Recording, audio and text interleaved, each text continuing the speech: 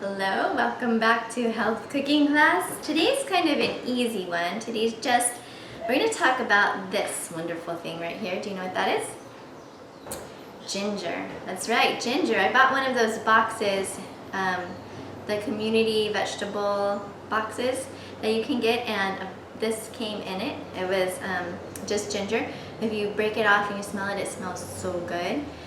Ginger's kind of strong too, but it also helps build your immune system, and it's anti-inflammatory, so any kind of inflammation, it'll help go down.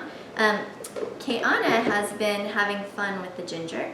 What she's been doing is she's been breaking off a piece of it and peeling it just with the regular potato peeler, and then she sticks this in a pot and she boils it. She just boils the peeled ginger.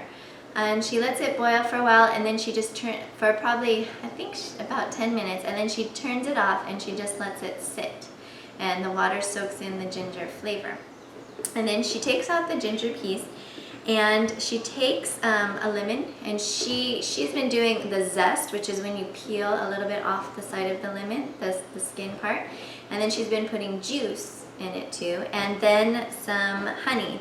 And she just puts lemon, probably half of a lemon worth of juice in it, and then she just pours the honey in until she thinks it's sweet enough. She puts a little bit in, stirs it, and tastes it, and tries it again. And what comes out is this really yummy ginger tea. So all it is, it's ginger boiled in water, and that has set for a while, and then a half of a lemon worth of juice, and some honey, and then she puts it in the refrigerator. It's good warm, but it's so much better cold. So she puts it in the refrigerator and lets it sit in the refrigerator, and the longer it sits, the more the flavors kind of come together. You do have to stir it though, because if you don't stir it, then the honey kind of sinks to the bottom. So you want to get all those flavors together before you drink it.